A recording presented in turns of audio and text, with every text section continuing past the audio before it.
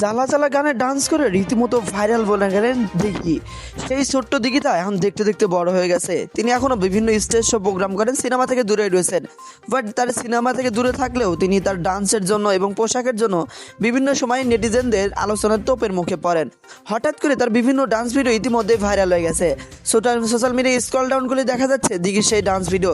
জ্বালা জ্বালা গানে ডান্স করে রীতিমতো সোশ্যাল মিডিয়ায় আলোচনার ঝড় তুলেছেন তিনি।